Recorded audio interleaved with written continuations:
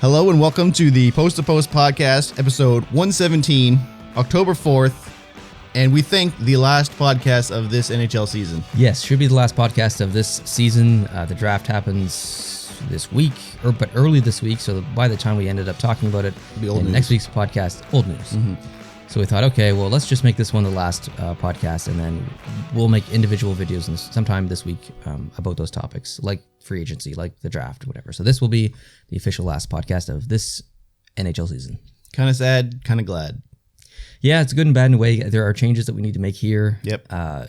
Aesthetically and production-wise as well. So I'm kind of glad that it stopped, so we can kind of focus on those things. We do need to do some upgrades, and yeah, We get into that at the end. yeah, that's kind of the conversation for the We'll end. recap with that. Yeah. Or end with that. That's right. Hey, guess what? What's up? Guess who I made a video with yesterday? Who? That's releasing today. The GOAT. Oh. Mm-hmm. How'd you do that? Discord. He video called me on Discord, and then I set up a little thing. Not hockey related, but we did do a video. I took a DNA test Oh, snap. to see if he is my father. No, just joking. Wow. to You are not the father. That would really be awkward. That would be awkward. No, to see because he's taken a DNA test and my mom has taken a DNA test. So they have all their statistics on which ethnicities they are. Like, dad is 51% Scottish or whatever it is. It's not that number, but it's something like that. He knows the breakdown. So based on her numbers and his numbers, he can create an average, which are my numbers. That's not exactly how it works, though. I don't get 50% of each. Yeah. Like, I might get some of something and some of something. So he's done the math to create my averages, but I've taken a DNA test. I did that on camera. Well, technically, I didn't do it on camera. We talked about it on camera. And then I took the test afterwards, and I'm going to mail it away tomorrow. So we're going to see how close his math is and just see what I got and what I didn't get. Mm-hmm. So that's cool. That video is releasing today on my channel, the Productions channel, if you're interested. Cool. Or may have already been released by the time you see this, but yeah. We'll go look for it. Go look for it. So, hockey is over. It is done. Let's talk about the final game. The big news. I kind of talked to you about this slightly, but I thought the game was a dud. It was a bit of It was a not a good final game for the Stanley Cup final. Nah, I was kind of hoping it would go to overtime and just be, like, exciting, but It just didn't seem like Dallas no. wanted it as much as they should have for a team that was 2 games away and they had to win to survive. Yeah, I think they were battling with a lot of injuries. Some of that news We know that now. has Yeah. come out. They looked tired as well, Yeah. and they look outclassed. I mean, they were punching above their weight class, I think. They totally a were. little bit. So, like, I feel bad for them, but at the same time, I didn't really expect them to win versus Tampa. So I think the right team won, even though that's not the team I was cheering for. The right team won. Really good players on the Tampa Bay Lightning team that deserve a cup. Super deserved. Yep, great to see. Yep. So even though I don't like Tampa, I'm really happy with the way that this year ended with them winning. Because I would have said that last year they should have won the cup. And we all know what happened. Yep. So I'm glad they redeemed themselves. Like, you go out in 4 games against a team that has no business winning 1 game against you. Yep. You are one of the best regular season teams in the history of the NHL, and you lose that way. To come back the next year and redeem yourselves and win the Stanley Cup is massive. Like, massive props. Most teams don't do that. When most teams get upset, they don't come back the next year and win the cup. It's just not something that happens for whatever reason. Tampa did it, so that's awesome. Yep. Good on Tampa. What'd you think of the celebration after? Awkward. Yeah. It felt so I awkward. liked that they did the group photo. Yes. I thought that was super cool before they handed it out. I thought it was super weird that Gary Bettman didn't get booed. I thought they'd have a boo track on there just for a joke. It would have been super funny if they would have. It would have. But I did like that the group picture. But then when they were skating around with the cup, it was a little awkward, but they were still super jacked to win it. You could tell. Oh, yeah, totally. But it's just not the same as when you're skating around holding a thing, showing it off to literally nobody. Did you see the guys in the background with the flags? Yeah, they're just like, Who are they waving that for? I don't know. Like, how do you get that job? Here, hold this flag and just go like this. Yeah, it was strange. It would have been actually really cool. I used to hate Gary Bettman. I've really come around 100%. to liking Gary Bettman. He's in our studio. That's right. It would have been amazing if he had have initiated the, wait a minute, this doesn't feel right. Yeah, like made a joke of it. It made a joke of it, and he was the one who propelled that boot track to be in there. That would have been really cool. Unfortunately, he didn't do that, but still, Maybe he was feeling the bubble too, and he was also like, let's get the frig out of here. Probably. I think they all were. Yeah. So, and obviously we'll talk about that here pretty soon. But yeah, it's like the players seemed as excited, like you said, but it just didn't feel right. Yeah. Like they were excited for themselves and their teammates, but they didn't have that extra, like, yeah, I'm in front of my dudes or whatever. And yeah, like even when you win the cup in front of an enemy team's fan base, they still give you props. Yes, totally. And there's just nothing. Yeah, the fans don't leave. Yeah, they're not like, okay, we lost, we're out. And then the building empties out, and that doesn't happen. It doesn't happen. So it's definitely awkward, but I'm hoping that this is the last time we have to experience anything like that. Totally. So fingers crossed. Okay, so we kind of hinted at it last podcast. Let's do our bubble recap of our playoffs, of what we thought. There's been some like really unpredictable things that have happened, some really cool things that have happened. What would you say was the biggest unpredictable for you, or biggest thing that happened that surprised you? The biggest thing that happened that surprised me. Do you know what I think mine is? I don't know if this is the biggest, but this is what's coming to my head right now. Is the fact that Dallas beat Colorado. Yeah, that's a really good point to make. I'm blown away that actually happened. Like, how do you think this would have gone if Colorado was playing Tampa? If Colorado was healthy during Dallas and beat Dallas and had all their players, all their lineup, and faced Tampa, I think that would have been an incredible series. It would have been a much better series, I think. Better series from a fan perspective. Because I think you're right. I don't, like, not to jab at Dallas players. Like, I'm literally wearing the hat. I don't think Dallas deserved to be there. Like, they were definitely outclassed in every way. Yes. And they had injuries, which didn't help. But going into that series, I mean, even if you look at the predictions on Discord, it was pretty one-sided who everyone thought was going to win every game. Yep, every single game. Even near the end when Dallas Yep. was ready to put the nail in the coffin. Yep. People were still picking Colorado. Yeah. So that just showed you the lack of confidence in Dallas, or the trust that people had in Colorado. But they just had too many injuries and too many significant injuries. Yep. So maybe another year. It's not like Colorado's going to be worse next year or something. They will be probably better next year. So Colorado fans can't be too upset because their team's looking pretty good. Yep. Let's get into this Damien Cox tweet, because I never heard it until I seen it in the notes. But I think it's a perfect opening to talk about the bubble. Yeah, I'm kind of surprised it wasn't more talked about, but I just randomly came across it on Twitter. Damien Cox is a huge contrarian. Like, he used to be on the TSN or Sportsnet radio. He was on TSN radio, but then he switched to Sportsnet, and he'd be on with Prime Time with Bob McCowan, and he came and went and came and went, and he always took the unpopular opinion. Yep, he was just that guy. Yeah, it's just like, why are you being like this? Like, do you just want people to hate you? I know. So I don't know if he's just trying to stir up conversation or get his name out there, or he wants his 15 minutes, but this is a dumb take. It's so stupid. I think there are people who just like to argue. Yes. And don't even care. You know people like that? I know people like that. Yeah, I know people like that. And who just want to be, I don't know if they want to be polarizing and just stand out. I don't think that's the case. I just think that they like having the opposite opinion, regardless of what it is, and they will argue it to the death. And it rubs people the wrong way when I don't know if they're socially aware that it's making people hate them. Yeah. Or dislike them. Like, I'm not saying you can't have your own opinion. Like, that's fine. Everyone's entitled to have an opinion and try to share that opinion and try to like conversation is good. Like, you can sway an opinion, but when your take is just so dumb, it's just like, like facepalm. Like, what are you doing right now? Exactly. So Damien Cox is a very well-known journalist in Canada. Yep. You may have not heard of him in the United States. And most of our viewers are from the United States. Yep. But Damien Cox is a very well-known sports journalist. Yep. He used to work in a paper for Toronto Star, part of their sports thing. Yep. And then he worked for both TSN and Sportsnet. Exactly. So here's what he tweeted out. He said, "Not as difficult to win a cup when there's no road games, no travel. Still a difficult thing to win at all. Tampa gave lots of sweat and blood to make this happen, but let's not compare bubble hockey to the real thing." That's so ridiculous. With the real thing, when literally everyone else is saying this is probably the hardest cup to win. Yeah. Because of like all the external factors. Exactly. And then something incredible happened. Yes. An NHL player quoted his tweet and had something to say of his own.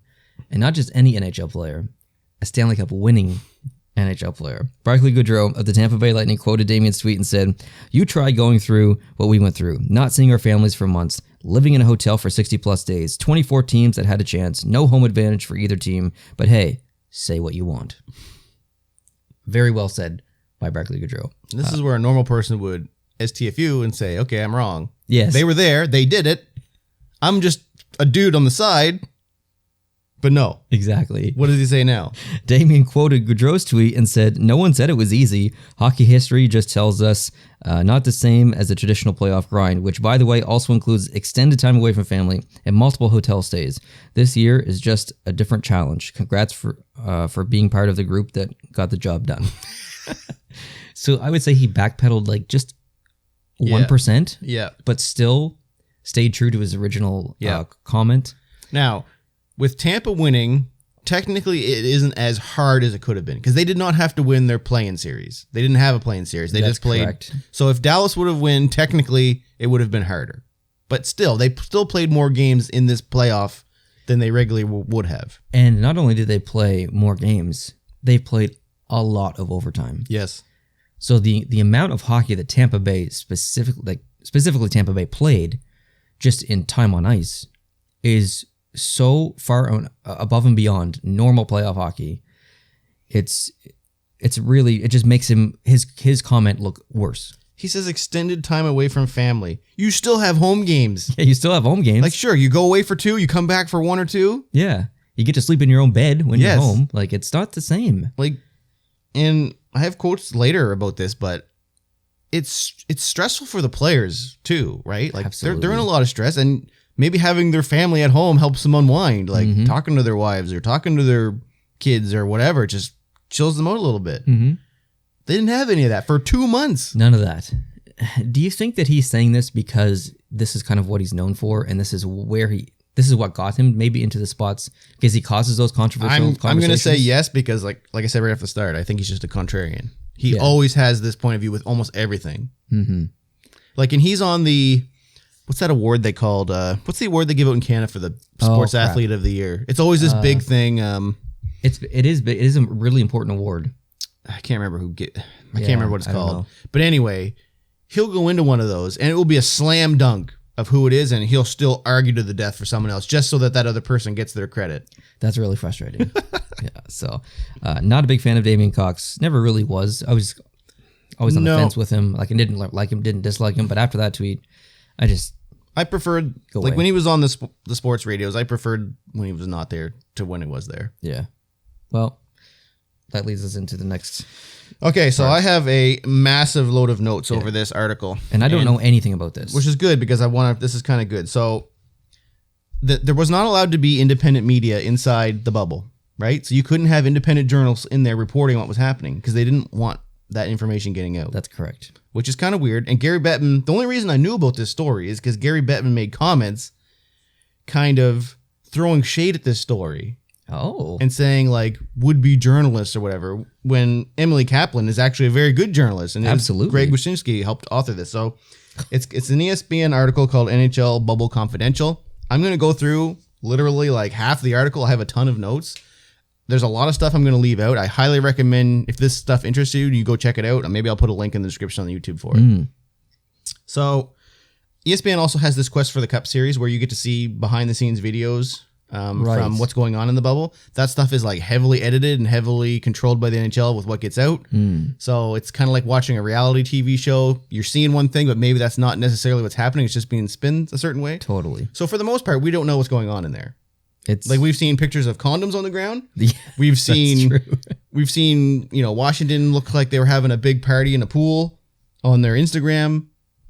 Yeah, we haven't really seen anything. It's just bits and pieces of stuff. And I don't think we know everything. Like I don't know what's coming. Okay, I know you're going to tell me some things, but even after all this, I think there's still things we're going to find out. Oh yes, because this is only 9 players that were interviewed. Okay, and we don't know those 9 players, correct? That's the only thing I do know. That's right. So 5 Western players and 4 Eastern players were picked to be part of this story, and they had to be anonymous. So we'll never know who these players were. But which is fine. Which is good because that's how you get the information. Yep. So they were asked things of what life was really like in the bubble, from playing to empty buildings and being trapped in hotels, food, drinking, drugs, like literally everything. They asked them about sex. They asked them about everything. And they answered everything. So I'm going to switch to this. I know for the camera's sake, it looks better if I'm looking over here, but I got to go with my right hand because there's a million notes here. Okay, so here's a quote from a Western player. We love playing this sport, and I don't think there's one guy who wasn't appreciative for the chance to win the cup this summer. But also, I don't think a lot of fans realize what an emotional toll the bubble took on some guys. The isolation, the grind, being away from our families and loved ones during a really stressful time to begin with. To be honest, after the first few days, I noticed a lot of guys were more down than they usually are. Some guys were legitimately sad. It's not easy living like that for 2 months. Mm-hmm. So that just shows you right off the bat that it's not all fun and games in this bubble in this bubble for these players. Well, I think a lot of times fans forget that hockey players are human as well. Yes, that we're all people. I think fans forget that all the time. Yes, absolutely. It's like, why aren't you doing this? Why aren't you going? Why would you do that? Why And then you find out, oh, this guy had a groin injury and an elbow injury and a knee injury, and he physically couldn't do that. Like, examples like that. Yeah, totally. So there's one thing that all players said. It was that they felt safe because there was people constantly checking their credentials, and there was a lot of mask police. That was the quote they used. So literally people hired just to stand around literally everywhere and make sure people had their masks on at all times. Jeez, I wish there was some of those in Costco and some of the places that actually require masks. When I was in there yesterday, you have to wear a mask to go in Costco. Not anymore. Really? Yep. Not same with Walmart. Shoppers, they step back. It's not enforceable by law, so they cannot make customers do that because people complain, so they had to remove those signs. Oh, wow. No way. Okay. Yeah. Interesting. So some players said they understood the vigilance to wear a mask. They said that it gives a bad image if they have their picture taken walking around and they're not wearing it. And like a kid at home sees that and says, oh, well, Austin Matthews isn't wearing his mask. I don't need to wear mine. So they understood from that. But some players said they felt like the whole environment made them feel claustrophobic. Like the security, the mask, just people everywhere. They're not allowed to leave. That's understandable. So here's a quote from one of the players. He says, that fence that boxed us in, that made you feel like you were in some kind of prison, like an animal. Just the feeling of it. There's no other way to separate you from the outside world in a safe way, but it was an eye-opener when guys pulled up to the hotel. I almost felt too secure. With the fences they put up, there was no way anyone was getting in or out. And that was a concern that I think we had too, was like, who's going to be that one guy that's dumb and goes out and tries to pick someone up, and I thought for sure maybe that would like everybody did, and I thought for sure there'd be cases, and there was none, and the players did say like because of the no COVID cases that were found, it just shows that what they had worked, but there was sacrifices to make it work. Totally.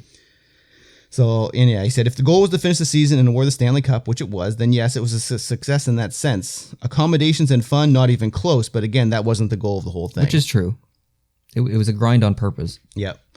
Many of the players thought the NHL exaggerated about the comforts of life in the bubble, and then, quote, frankly, to get us all to agree to come out. So they gave them brochures and said, these are the things that are going to be available to you. These are what kind of foods, these are the activities you can do. And they made it look like a resort. Like a resort. And then when they got there, almost none of that was true, which is what a lot of players had problems with. And some of you guys are probably thinking, these are multi-million-dollar players that are going in there to win a cup for two months. Like, boo-hoo. It's like, well, that doesn't really matter, because let's say you're at a job and you make, I don't know, say you make 50 grand or 60 grand. That's like, middle class wage. But to someone that doesn't make anything or is in a different country, like, you are well off, and boo-hoo to you. Like, yes, that's look correct. at me. So everyone has that lower tier opinion of the people above them. Absolutely. So very good point.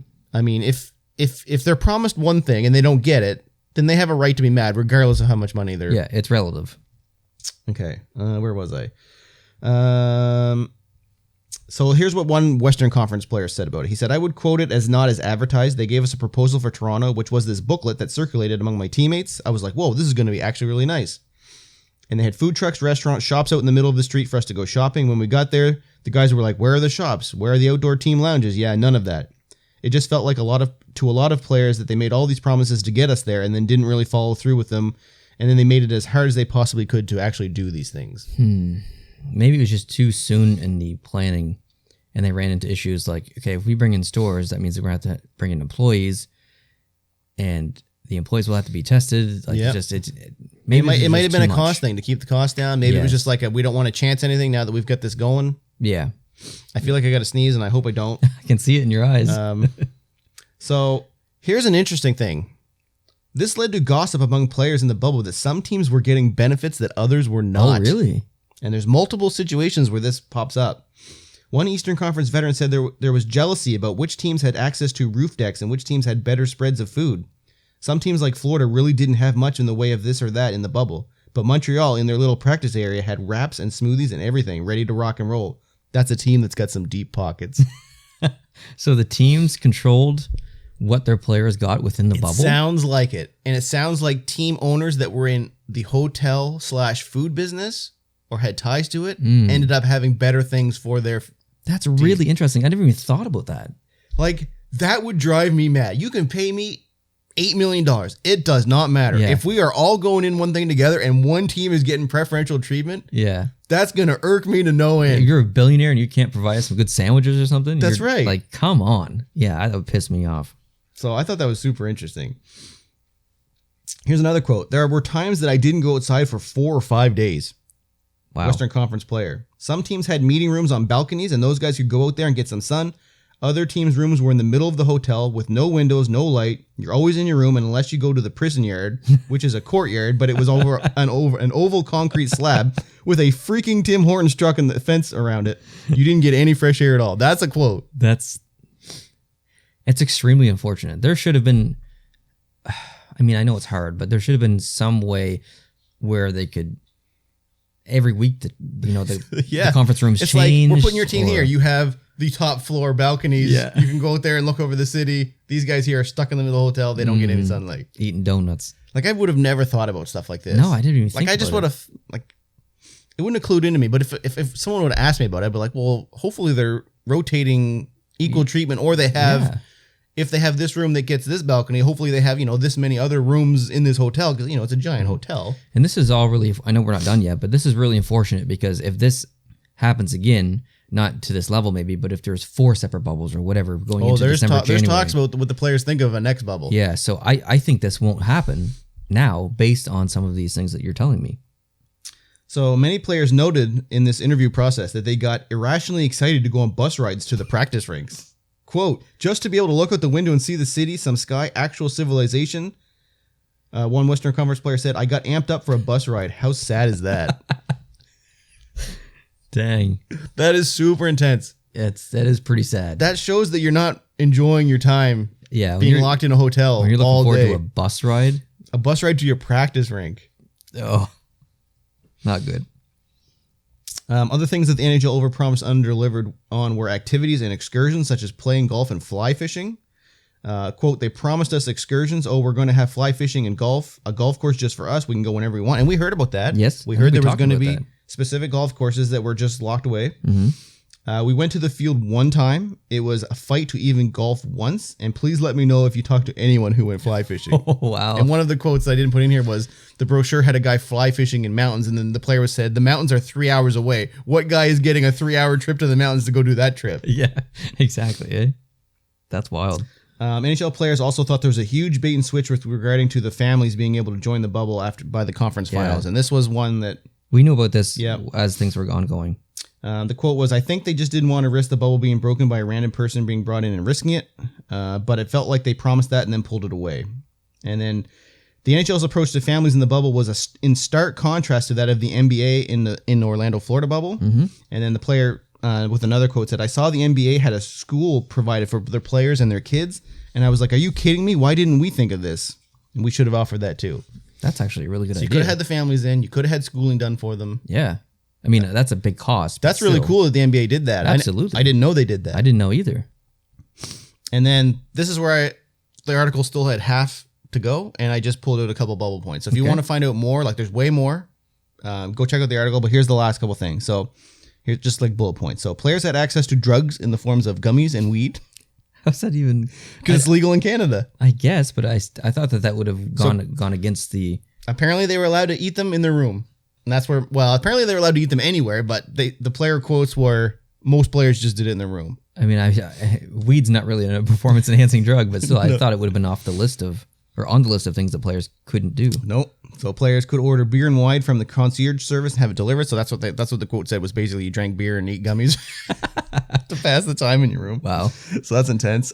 Sex was basically non-existent. Everyone that was asked about it said nope. And nobody wanted to get caught trying to leave the bubble. And that's what makes sense. They were talking amongst each other saying like, this ain't worth it. Yeah. Some team had access to better food than others, which I kind of mentioned. And this is like, in addition to other things, like when the meal prep was going around. Right. like some teams just got better stuff. And that was based on, like we said, what the owners, I guess, which I don't understand. I would have thought the owners would have had nothing to do with that. Yeah, I would have assumed that the NHL would take care of all of that. Yeah. Players said it was awkward to share hotel and see players from the other team. Yeah. They were like elevator rides and stuff, super awkward. Like you just wanted to rip a guy's head off, but you just like a lot of no eye contact was, I guess, the quote that was going out. Which, yeah, that's real awkward. Super awkward. Can you imagine you get into a big fight and you lose a crappy game and you're all mad and then ding, and there's the, let's go get some food. Okay, ding. Jeez. Players felt like playing on the ice without fans in the bubble had a very minor hockey feel to it. Most of them said they did not like it. They said it looked good on TV, but it felt very minor hockey. It was hard to get going. Yeah, and it was hard to get going, yeah. That seems like a very minor comment compared to everything else. There was a lot of quotes about the get going. Like, I should have put some of those in, but if you do read the article, you'll read like a couple paragraphs of how hard it was for players to get jacked up for games and stuff. So it was actually a struggle. Now, regarding the next year, they said some players said they would join the bubble for next season's playoffs only if it was absolutely necessary, but they would be very hesitant to accept it quickly. Yeah, the NHL would have to absolutely commit. And most of them said that they would not, because they said the regular season cannot happen in bubbles. Yes. And if it's good enough to play the regular season without bubbles, then we're playing the playoffs without bubbles. That was their opinion. And then the other group was, I will do it, but I'll be super hesitant and changes need to be made. Yeah, NHL needs to commit to, like, if they're going to do something, they need to do it. So, I don't... Now, mind you, this was all put together relatively quickly. Correct. It was. They hammered out the details, like it was within a month, and then... Yes. So, they have all this time for contingency plans now, and that has to be a realistic plan now. Like, I know they don't want to do it, and I don't think it will happen, but they still have to plan for it. I don't think a regular NHL season is happening. I think... as far as travel and stuff. Well, we already have the quote saying that up to 50% of revenues come from ticket sales. Yes. So if there's going to be no fans, there's going to be no hockey. That's my prediction. So I agree. They're going to want to have at least some fans in the rink. I don't know how that's going to go in Canada. I think the States are obviously more forgiving just based on what we're seeing down there, like for baseball and football. I don't think you can do that up here. So I don't know how you can say, these 20-some teams can have fans, but all the Canadian teams can't, and then let's go. Yeah, I mean, there's still revenue sharing, but still, it's... Yeah, and I mean, some of your biggest paid teams are in Canada. Yes. I mean, Toronto, Montreal. Like, yeah. Edmonton now. Yep. So, it's tough. I don't know. Are we gonna end up seeing a no NHL season? I don't think we're gonna see no, but I think it's gonna be super delayed. Do you think there's a date by which they have to start playing? Yes, mid-February. Yeah, like they can't just keep going and pushing it back. Eventually, it's gonna cause a problem. Because I remember back in, I think it was 2012, 13, whatever season there was that half lockout. I believe they started playing in February, and they only played, I don't know, 60 games or 49 games or whatever it was, or 48 games. And they were still able to have a regular season based on just a reduction of games and regular playoffs. So I think there's time, but it's not just about the amount of games being played in the regular season. It's the regulations, the borders. Yep. Like there's so many things. Yep. I wonder if they're going to can the regular season and do like a World Cup hockey style tournament of all 31 teams. That'd be intense. Like we have an odd team, so you can't really do brackets, but you could do some kind of pools like they do in the Olympics, where every single team plays the exact same amount of games. And this could, like in the Olympics, this happens in a week and a half or 2 weeks, and then you move on to the next round, whatever. They could still do it, and this would require a bubble as well, in 8 different bubbles around whatever. They could still do it, but this could happen over 2 months or 2.5 months of a regular season, or the pool play. And then there's a quote. And then pool play. And then you go on to the next, just like the Olympics. You go on to the next round, and then things kind of progress into like a playoff format after that. That's intense. But that might be too weird for the Gary Bettman. I don't know. But if it works in the Olympics, it's just an expanded version of what happens in the Olympics.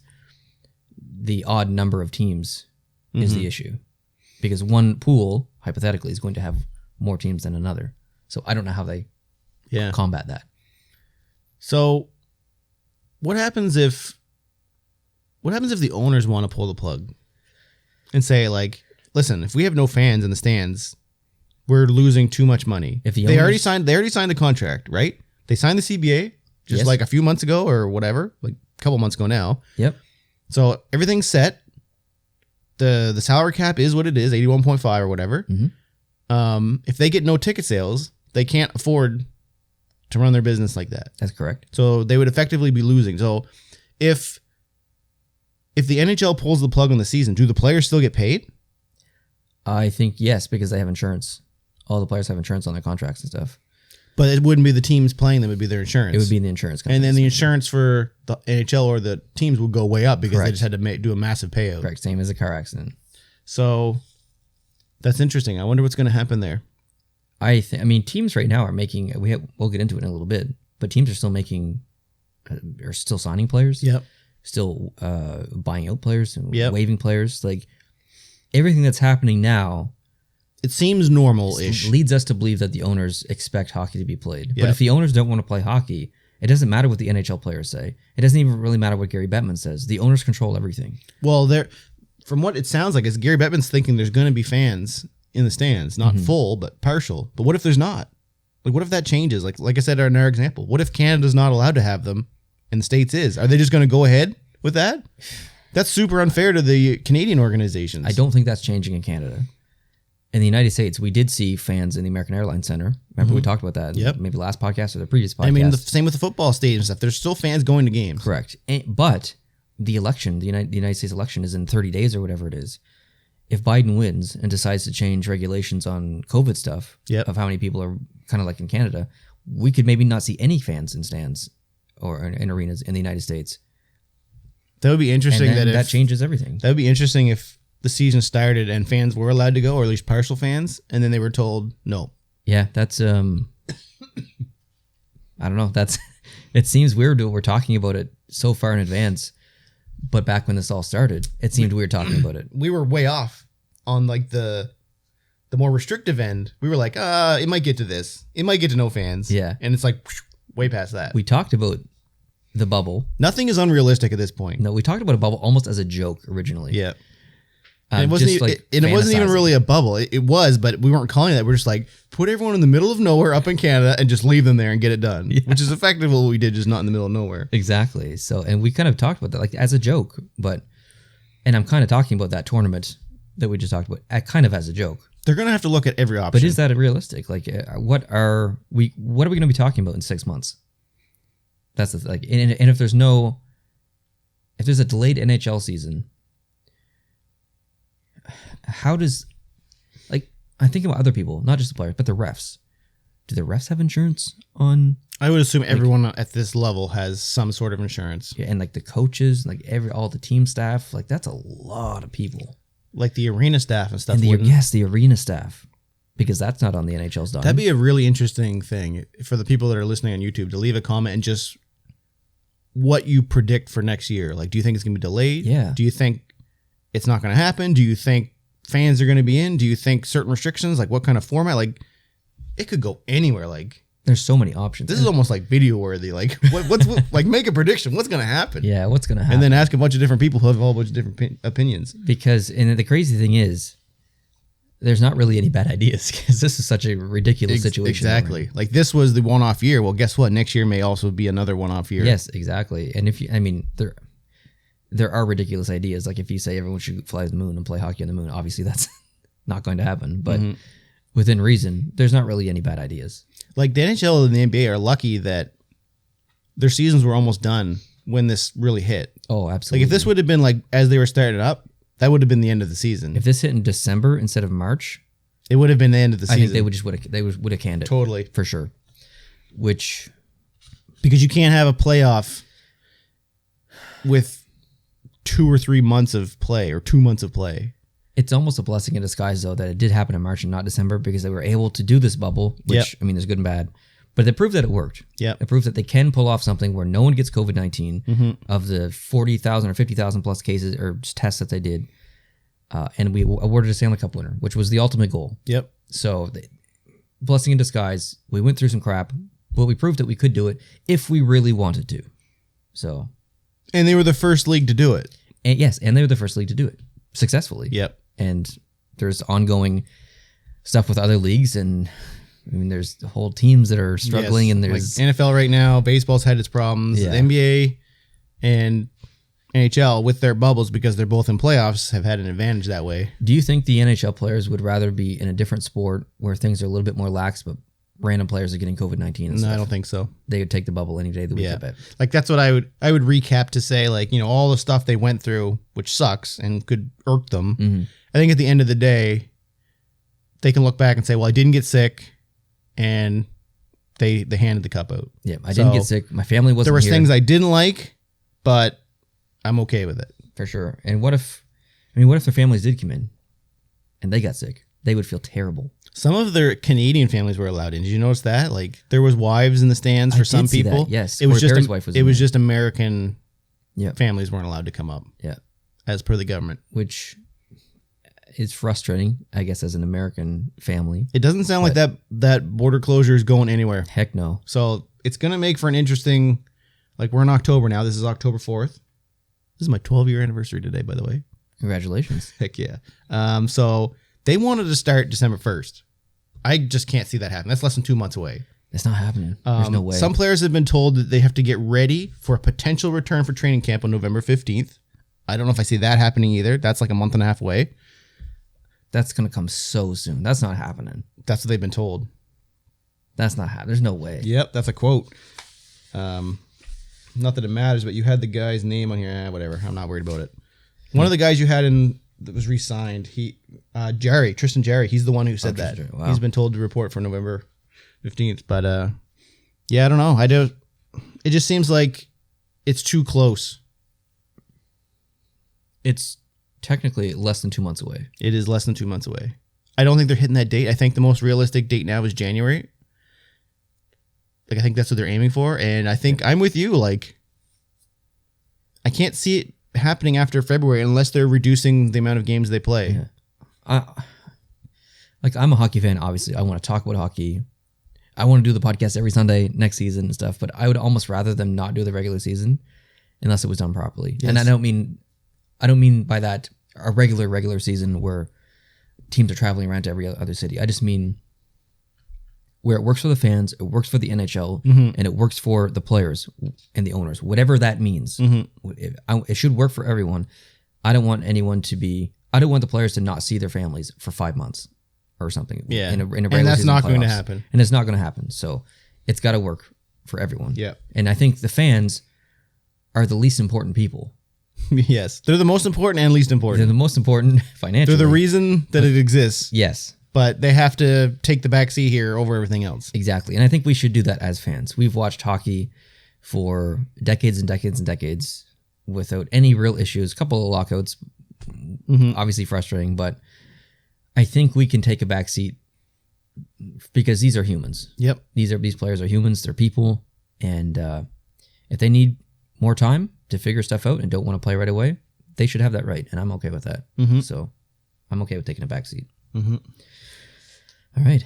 I think that sums up our opinion of the bubble. Pretty much that was a long conversation actually about the bubble. Yeah. And when news does get released, maybe in a couple of months, we'll make a video about it or something. We'll talk about the news. Maybe not in a podcast form, but in a regular video on my channel. But all right. Well, guess what's happening this week?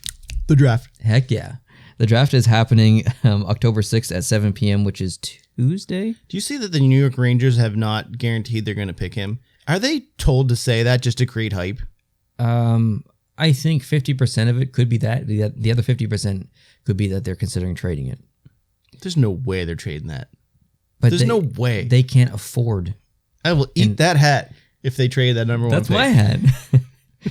Yep. They can't afford to pay Lafreniere and everyone else on the team, I think, in 4 or 5 years. But they could run him for the first couple years of his entry and then move him. They could. Unless they think he's going to decline and not be as good of a player. But the return that they could get back on him now would be, I think, greater. But just think, they have a young team. Like, this would be an epic addition. But I think that's why they have a young team. They could bring in some veteran people who are in their mid to late 20s, veterans in their mid 20s, mid to late 20s who have some experience to help the young team right now, can really contribute, get some actual depth in the organization. I don't know. What would you do? I would take the pick. Yeah, me too. Every day of the week. Yeah. What are the chances, if you gave a percentage, what are the chances that they give the pick away or they trade it? Probably 10 to 15%. Yeah. I'd say it's pretty low. I think it's low. It would take a massive package from a team, and I don't think, especially in this year, I don't think teams are prepared to go big like that. Was it Patrick Waugh who running the Avalanche when they picked up McKinnon and they were like way in advance, like, no, we're taking McKinnon, like way before the draft even happened? Was that him? I can't remember. Someone did that. There was a person that said who they were picking well before the draft even happened. Like, no, we're taking McKinnon. It definitely wasn't New Jersey with. I think it was McKinnon. I think it was Patrick Waugh. I might be wrong with that, but yeah. Anyway. Yeah, rounds 2 and 7 will take place on October 7th. And first round draft takes place on October 6th at 7 p.m. Eastern Standard Time. I am going to try and live stream this on my channel. Oh, snap. So join if you'd like. Round 2 to 7 will take place on October 7th, which is the following day at 11:30 a.m. Eastern Standard Time. I will be at work, so I definitely won't be live streaming that. And I wouldn't anyway because who cares? No offense to the draft, but I don't really care from 2 to 7. So here are the official... This is the official draft order. You want to you read 1 to 15, and I'll read all right 16 to 31. New York Rangers number 1, then the Los Angeles Kings. Ottawa Senators have their pick from the San Jose trade. Detroit, then Ottawa has their own pick. So Ottawa has 2 in the top 5, as everyone remembers. Yeah. Anaheim Ducks, New Jersey Devils, Buffalo Sabres in 8th, Minnesota Wild, Winnipeg Jets at 10th, Nashville Predators, Florida Panthers, Carolina Hurricanes get their pick from Toronto at 13. Which was the Marleau thing, I think. That's rough. Edmonton Oilers at 14. And then Toronto Maple Leafs do get back in with a first-round pick thanks to that trade with Pittsburgh. With Pittsburgh, yeah. They did not have one prior to that trade. Exactly. Montreal Canadiens in 16th. Chicago in 17th. The Devils in 18th. And that pick comes from the Arizona Coyotes. And 19th is the Flames. New Jersey has another pick at 20, and that comes from the Tampa Bay Lightning via the Vancouver Canucks. Yep. This gets real complicated. Yep. And the Jackets have the 21st pick. The Rangers have another pick, and that's from Carolina in 22nd. 23rd is the Flyers. 24th is the Capitals. 25th is the Avalanche. 26th is the Blues. 27th is the Ducks again, and that's from the Boston Bruins. 28th is the Senators again, and that's from the New York Islanders. So the Ottawa Senators have 3 picks in the first round. I can't remember the last team to do that. I think it was Vegas. Totally. Because they got Suzuki. They traded. They got a ton of first picks with all their dealings. Someone else. So Ottawa Senators in 28th. Golden Knights in 29th. Dallas Stars in 30th. And the San Jose Sharks in 31st, which comes from the Tampa Bay Lightning. So that's the order. I'm excited, but I'm kind of not at the same time. Supposedly it's a good draft. I'm excited for the players, but I mean the Montreal Canadiens are my favorite team. 16. It's supposed to happen in Montreal. Lafreniere, not happening at 16. It's not. It is not happening. No, not happening. Contract news. Hold up, before we get into this, did you see that the Quebec City Mayor put out a tweet yesterday or today? No, I did not. And he said that he's trying to find out what the NHL finances are, and he's making calls. Trying to find out what their finances are? Yeah, like he's trying to figure out how much money they're dealing with, and he's making calls. How much money? Implying like, hey, I've got a whack of cash if you give me a team. Oh. How bad are you guys doing right now? Here's 600 some million if you give me a team. What did Seattle pay, 650? Well, they wouldn't get a new team. They'd have to have a team move there. Right. So it sounds like he's just chumming the waters a bit. But the implication is like, hey, we've got some money here if you put a team here. Like, how bad are you guys off? We're willing to fork a little dough into this big pot of gold. I wonder if they could do a temporary team. There's no way. Plus, the NHL is going to want less teams in Canada, depending on what's going to happen next year, not more. But I thought that was interesting. I don't know if he's just out there trollololling. But if there was a team in Quebec, that would go well with my theory yes. of the divisions. Yes, it'd be 8. There'd be 8 in Canada. Yep. That's interesting. Anyway.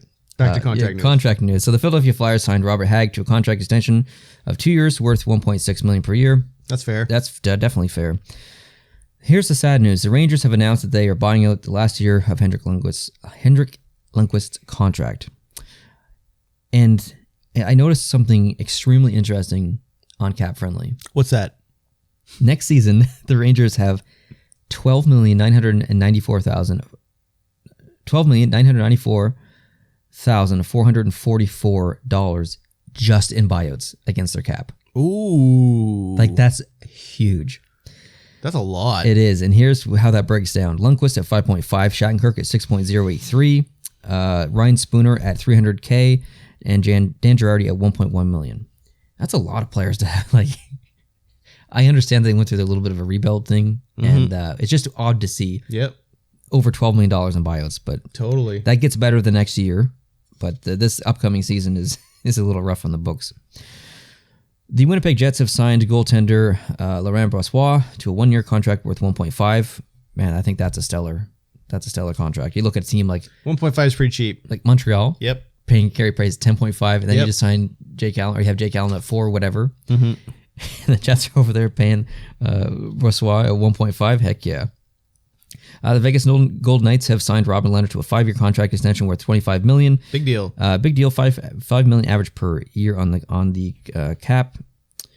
And he's super pumped to be there too. He put out a big tweet about having a home and really thrilled. Appreciate it. Yeah. He finally has some stability. He's super pumped. That contract does have a modified no trade clause with it, and we knew this was coming. This was announced, I think, a month and a half ago. Yeah, basically as a rumor, but it was almost confirmed.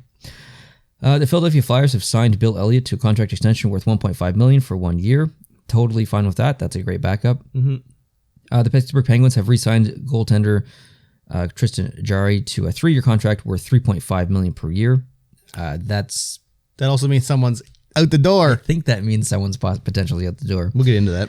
Grabner has been waived by the Coyotes with the intention of buying it out. Buying him out. So I did question that move a little bit when they made it and bringing him in there, but yeah, it just didn't work out, unfortunately. But anyways, rumors. Do you want to know some rumors? Yep. I put the first one in. You want me to read the first one? Yes, that's new. So, Elliot Friedman has stated the Coyotes have asked Oliver Ekman-Larsson to expand the teams on his no-trade list. Currently, he has Vancouver and Boston. Heck yeah. He has said no. Those are the only 2 teams he will go to. Wow, really? So, Arizona, the organization, likes the prospects in Boston's pool better than Vancouver. But Vancouver is pushing harder because they want the player more. Boston has Torrey Krug. He's going to go to free agency. He's the kind of their go back to plan. If we don't get Oliver Ekman-Larsson, we'll go after Krug again. Yeah. Vancouver is like, no, we want him now. We want him and Hughes. We want that left defense locked up for however many years. Yeah, that'd be awesome in Vancouver. So that's what's going on right now with that. And who knows, in 4 days, it could be all different. But no, as a Bruins fan, how do you feel about... I'm okay with that. You okay with that? Sure. I think you would look very strange in a Bruins uniform. There's a lot of rumors about Boston going after a lot of big players right now. And it's just like, hey, it's not going to work. Like, we don't have money. Like, okay, this all sounds great, but... Exactly. You added this next one, too. Taylor Hall is reportedly open to any deal, including a 1 or 2 year deal. Yep. He's open to anything. With any team? Pretty much. It's just, as long as it's right. Oh, there goes the grumbles. I did hear that. Yeah, that's going to be an interesting one to watch. There'll be so many... I think that storyline will go in so many directions. We won't know what's happening until it actually happens. The Edmonton Oilers are interested in Sergachev from the Lightning, which I think would be a really good addition to... Now, we know the Lightning can't hold on to everybody. Yes, they're having issues. Yeah, we knew that going into this season when it started, like way back in 2019. Yeah, the general core of Lightning... Yeah, they can't afford to pay everyone, and especially now that you've won a cup... Exactly. Some players are just going to have to go. Exactly. So I think Sergachev to the Oilers actually does make some sense, and it brings in some experience, even though he's really young, brings in some experience. Elliot Friedman tweeted that San Jose is interested in Dubnik, which causes some controversy in the net in San Jose. And there are also rumors that the Sharks could be interested in King Hendrick. So piggybacking off of that, if Dubnik goes to the Sharks, it's been rumored that the Wild will try very hard to bring Lundqvist in. Washington is also very interested. Yes, that's the news of today. Washington is also interested. I think, actually, him going to Washington maybe makes the most sense of any team. Because Holtby We don't know. Yep. We don't know. He's probably going, which means Washington will eventually need a backup because there's a lot of goaltenders that are going to be available. This is a big year for goalies. Yeah, like it kind of sucks for goalies because they're not going to get paid what they thought they're going to get paid because there's so many of them. Saturated market. Big time saturated. Yeah. Here's some news for you. The Boston Bruins have entered the Patrick Laine race. Now, the Canadiens are apparently still one of the top runners for him, but Boston Bruins are making a play. How do you feel about this? Yeah, I don't really like Laine. No offense. It's because he's not trustworthy. Is he inconsistent? He's inconsistent. He has bad attitude, I find. Yeah. He gets down. Sometimes I feel like he has low effort if things aren't going well. Like he just shuts her down. I don't like that. That won't fly in the Boston room. Heck no. 100%. Like the first day one, he'll learn that if he does go there. Set him straight. Chara will definitely set him straight. Yeah. But like I said, Boston's been rumored to be in on like a million big guys right now. So yeah, Shattenkirk has the interest of the Flyers and Jets. Shattenkirk has become basically the new Dominic Moore of the NHL. He is continuously being tossed around by teams. Do you know how many teams Dominic Moore has played for? He played for a lot of teams. It's at least 11. Yeah, it might be 12. Yep. I was gonna make a wild guess of 13, but that was a little exaggerated. Shattenkirk has played for St. Louis, the Rangers, Tampa Bay, and potentially another team now or for next season, all within 5 years, I think. What do you think maybe that says about a player? Because there's good and bad. The bad is that teams don't want to hold on to you. The good is that there's lots of interest to bring you in. So overall, I think I'd say it's a negative. Yeah, I think it's definitely negative. It's not a total negative, though, because there's still interest. Like players or coaches or GMs are seeing what you're doing and saying, hey, maybe with this guy. Yeah. I think his age has something to do with it. He's kind of on that teeter-totter of what could... Yeah. It could go really well, it could go really bad, depending on what happens the next couple of years. So I think his age has a lot to do with that. Guess who else is in the news? The Boston Bruins. Again, they have interest in Tyler Toffoli. Of course they do. I don't understand this one from a Toffoli perspective. Yep. But I do understand this one from Boston Bruins perspective. I think Toffoli could actually have some a decent impact. I'll believe the Boston stuff when something happens. I think it's just they're just getting their name out there. It's true. Like they don't have any money. Like where are you going to get this money to sign all these big players? Like I know, right? Dallas could be interested in Crawford, but he still may sign with Chicago. So this one is kind of up in the air. Dallas also has to figure out the Bishop Khudobin situation. Yep. Again, more goalie decisions that need to take place. Oh yeah, and there's so many goalies. Like speaking of goalies. Loads of teams are interested in Marc-Andre Fleury. Carolina, Toronto, Buffalo, Edmonton, and it's been reported that the Pittsburgh Penguins may also be interested. It is also possible that there could be a 3-team trade because his cap hit is still $7 million for 2 years. Yes. Some teams can't do that. So they said it's very possible that you get traded to a team, they eat some salary, and then retrade him. We've seen that before. Yep. The Brassard from Ottawa to Pittsburgh deal was like that. Yes, and I think the Marlowe deal was no, it wasn't. Sorry, I'm thinking of someone else. Who was that? Doesn't matter. There's been a few in the past. Yeah, there's definitely been a few. Okay, let's see here. So how do you feel about Fleury going back to Pittsburgh? I think it's impossible. Literally impossible. I think it's... I'll eat that hat. That's my hat. Yep. I agree. I don't think it's going to happen. No. With Jarry being signed to a 3-year contract and likely being their starter, that means Matt Murray is almost certainly going elsewhere. And then you added...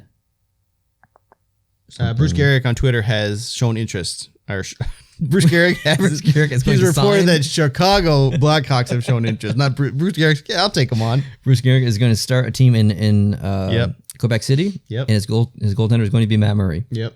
He has no other team yet, or no other players. Okay. The Montreal Canadiens are open to trading their first-round pick. And this is not a rumor. This is actually fact. It is... I mean, sure, if you got the middle pick, why not?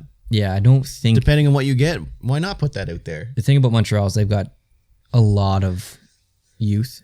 Their talent pool is pretty deep. Yep. So I think them trading that pick actually does make sense. Based on the position, like you said, middle pack. They need scoring now. They don't need scoring in 4 years. They need 100% scoring now. So trade that pick. You'll get trade that pick and a player and get something real good back. Yes, to get something really good. You need let's go for it, guys. So I'm hoping there. Yeah. So anyways, that's all the rumors. That's pretty much all we get to say. That's all the hockey news. So you want to talk about our last little bullet that you put on here? Oh, it's... No, just the whole thing. I mean, sorry. The format. ASD. AKA all this. Yes. Okay, so Neil and I were talking.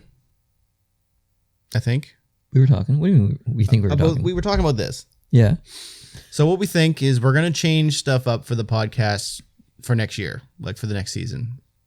So yes, we do have to visually fix our crap because we don't have our shelves anymore. Yeah, we'll be buying a new mixer, which will allow us to take calls more easily. I do want to have more calls. More guests. Yeah, more guests, because we did one with Melody. That was fun. I love to do stuff like that. Yeah, it was just complicated. Just like to make it easier to manage. So we're going to do stuff like that. We're going to enhance the set for YouTube and make it a little more better. We'll get back to doing the regular editing and all that stuff. But we're thinking maybe, and this is not set in stone, but... It's not set in stone, but it's pretty confirmed. It's highly likely that instead of just uploading the 1 hour video to YouTube, we're going to split it up.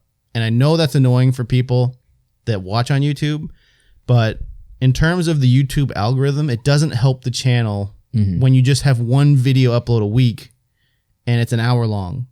It doesn't get put into the suggested thing. It just makes it really hard for people to find the channel or to find it. Like, our videos don't get suggested anywhere.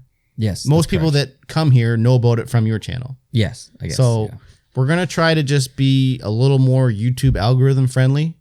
So like if we have, let's say we have an hour long podcast, maybe we'll split it up into 3 or 4 videos and we'll focus on like big topics or something like that. And those topics, or the titles of those videos, will be more specific to what we're talking about. So that may help people find so if the channel easier. Like if we're talking about like, wow, I almost gave a really bad example. I'm glad I didn't say that. If we're talking about the new arena for the Islanders. You know what I was going to say? If we're talking about if Wayne Gretzky dies. What? That's what came to my head first. How bad is that? What are you talking about? Let's just say if that happened, like I hope it doesn't. Like, hope that wasn't a premonition. No, it definitely was not. But let's just say something like that happens and it's thrown in a podcast. Like that would probably be the title of the podcast. So that's a bad example. But if something major happens, say there's like 4 major things that happen to podcast. We can't put all 4 major things in the title. The title would be a paragraph long. Yes, that's the problem we're running into. So you can't find it by searching for it. It's just part of a thing. And then people want timestamps to find that specific thing. That's the other thing. People are asking for timestamps. Hey, can you put in timestamps? I don't have time to watch the whole thing. I just want to look at the specific conversations you're having. So we're going to split them up into the individual conversations. We're going to try to format them so those conversations are bigger and longer and they're more specific. Like we have a lot of work to do to make that be feasible. Like we understand, but it should make it easier for people to find what they want to find. Yes. If you do want to listen to the whole thing, it still will be added to the playlist. Like YouTube has playlists. So if you click on the first video of that playlist, it will start playing the ones after that. That's correct. So you will still be able to listen to them without having to actually click on the 4 different videos. They'll just play in order. That's right. And the entire podcast won't be uploaded in video format. Like these will be, the conversations will be split up into individual videos. Yeah. But you're not going to get any funny talk or like... Yeah, like our preambles and outros are not going to be there anymore. So if we want the podcast to actually be a podcast, which is audio format. Like that's what podcasts were created to be. So the audio format will not change at all. Nope. It'll always be uploaded. Straight start to finish. Yeah. Generally preamble at the first, then our actual hockey conversations, and then our preamble at the end, and then end. YouTube will basically be the 90% of the middle of it. Yes, it would just be highlight videos of the podcast or whatever. So I think this, for the YouTube audience, the people who don't listen to podcasts and just watch on YouTube, this will really help them. Because you know what? If you don't want to listen to us talk about the new Islanders arena and you see that pop up as a highlight video, you can skip it. Yep. You're just not interested in that conversation, not a big deal. The next highlight video that comes out, maybe we're talking about Erik Karlsson getting traded to the Toronto Maple Leafs. And it was like, wow, I want to listen to that. So boom, you watch that one. So you can kind of pick and choose what you watch, what you don't watch. And like Jason said, it'll really help with the algorithm as well, because we talk about a lot in an hour and we can't put 30 things in the title of the video. That's right. So it's just impossible. So that is a change that almost certainly will be happening. And like, I do acknowledge that it kind of sucks for the people that watch on YouTube only. Like they want to just have that one video and they just listen or watch. Yes. You can still listen on through like your phone, and you can still go to like our actual podcast site on your computer and listen to it. Totally. I don't know. Maybe eventually down the road we can find a way where we can actually upload the full video after a while, or I don't know. Yeah, I'm not sure. There's no way to really do that. Wow, my stomach has been growling since we've been starting. I was gonna say I heard that growl. But so yeah. we'll figure it out. I mean, you can let us know what you think. You're probably not gonna like it, but we are trying to play the algorithm a little bit better because for like channel growth and stuff like that, and to find or to just to get more people that just enjoy listening to us, which is kind of weird that there's people that like doing that anyway. But yeah. Just in case there are more people out there, it'd be nice to have more people just kind of find it organically. Yeah, totally. In a way, but that helps us create more revenue for the podcast to do different things. Like I said, we need to buy a new mixer. We need to get some shelving and stuff like that. So we do this for fun. Yep. We do it regardless. Yep. But it is kind of a mini business at the same time. So we have to make kind of decisions based on that and based on the algorithm of YouTube. So that's all the news, basically, of our podcast. Yeah, that wraps up 2019, 2020. What's this last thing here? Oh, I didn't read it. I don't know why it's in there, but oh, that was your okay. We're gonna that's supposed to be in a different section. Yeah, it was because you had. I changed the order and then I forgot to put that. It's okay. By the way, Vegas have a new gold jersey. Neil has a video about it. I do. What do you think about it? I don't like it. Why don't you like it? Because it's too much gold. I agree. I've heard conflicting reports because in my video I talked about if the gold is a regular jersey material, I'm fine with it. But if it's that flaky, have you felt the flaky stuff in the arm? If it's that material, I have huge issues. It almost like cracks. Yeah, I'm not going to be buying that jersey. Yeah. I've seen people report who have seen it in person who say it's regular jersey material underneath so you don't feel the itchiness. But I've also seen people report it's the same material. Ooh. And it's going to itch. So conflicting reports. I don't know what to tell you at this point. I need concrete video evidence proof. If you are listening from Vegas and you have one of these jerseys, please let me know. Please film yourself showing this jersey or just film the jersey itself. I need to hear the crinkle. do a crinkle test. And yeah, I'd appreciate you. That's all I got to say. There we go. All right, Neil, for the last time this season, take us out. This concludes episode 117 of the podcast. This concludes the 2019-2020 season of this podcast. Thank you guys so much for watching and listening. Totally. Over the past couple of months and I guess the year. It's been almost a year. We will be doing... I want to give them a little bit of a date on when the next season of the podcast will start, but I guess we don't really know that. We won't know until there's news of what the regular season's going to do. I will say that it'll be it'll be late November at the earliest. Yeah.